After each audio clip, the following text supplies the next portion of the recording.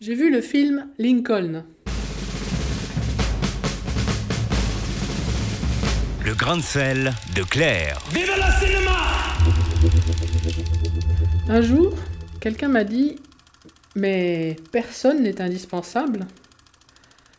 Cette phrase-là, bien sûr, était prononcée à mon encontre. Alors, inutile de vous dire qu'à l'époque, j'ai pas beaucoup apprécié la maxime. Et c'est peut-être d'ailleurs pour ça que j'en ai fait mon conjoint depuis 20 ans. Eh bien, voyez-vous, le film de Spielberg nous démontre que si, au-delà de ma propre petite existence, il y a réellement des êtres indispensables, irremplaçables. Et Lincoln est de cette race-ci. Ah, je vois que certains de vous doutent. On ne refait pas l'histoire, me direz-vous. Alors, il est difficile d'imaginer qu'au XXIe siècle, l'esclavagisme de l'homme par l'homme puisse encore exister. Et qu'ainsi, si cela n'avait pas été Abraham Lincoln, vous pensez que quelqu'un d'autre aurait fait le job ? Congress must never declare equal those whom God created unequal. Pardon ?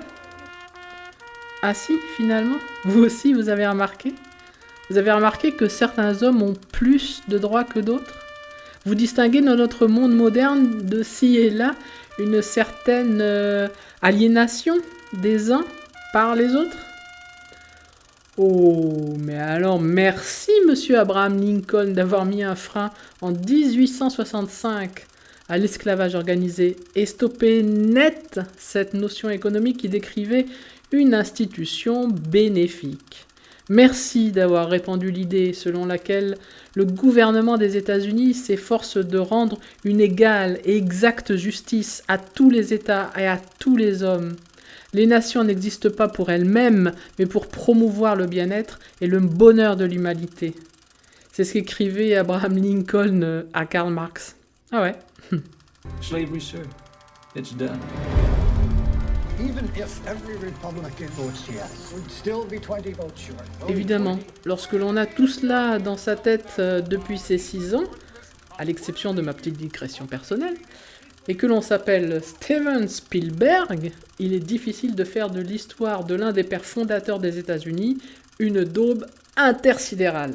These votes must be procured. Congressman, come cheap, few $1,000 and buy all you need. We can't buy the votes. Let me see what you can do. En effet, ce film est une œuvre brillante, pointue, scalpélisée des quelques dernières semaines nécessaires à Lincoln pour faire voter l'adoption du 13e amendement sur l'abolition de l'esclavage. Le film dépeint Lincoln, un homme scrupuleux dans la solitude de l'exercice de l'État, avec à la fois ses doutes et également une farouche détermination. Lincoln apparaît également en mari inquiet, parfois déprimé, en père bouleversé. Le sang de ses proches et de la nation forme une rivière qui ne cesse de croître et de l'encercler. Et pour tarir ce flot incessant, il devra s'acharner à trouver des réponses aux incommensurables problèmes qui se posent à lui. Il faut rappeler quand même que la guerre civile, ou la guerre de sécession comme nous l'appelons, a été la plus meurtrière de toute l'histoire de l'Amérique, bien au-delà des guerres mondiales ou même de la guerre du Vietnam. Revenons-en au film. Daniel Day-Lewis est Abraham Lincoln. Pas plus, pas moins. Il est exceptionnel dans sa posture, dans sa tempérance, dans son charisme. Il donne une profondeur, une réflexion, une introspection au personnage vraiment hors du commun. Il est bien aidé en cela par des dialogues précis et intelligents. Il incarne l'homme et le mythe. Il est Abraham, il est Lincoln. Étonnamment, Spielberg s'insinue dans ces moments décisifs presque à petits pas. On ressent peu de grands mouvements de caméra, de mise en scène époustouflante, non. Le réalisateur a donné toute l'ambition de son travail à travers Lincoln, à travers les personnages, les décors, les costumes. Voici donc 2h29 de débats animés sur fond de guerre civile où rien n'est à jeter. Gardez tout, c'est grand, c'est beau. Ainsi donc, à mon sens, il n'y a pas de meilleure façon d'appréhender cette période de l'histoire des États-Unis. En tout cas, moi, je la préfère à celle de Madame Planquette, ma prof d'histoire géo de 4e.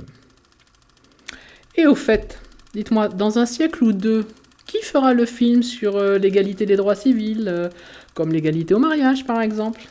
Allez, j'arrête. Ça, c'est une autre histoire. Bon, j'arrête mon cinéma, comme disait papa. Bonne séance.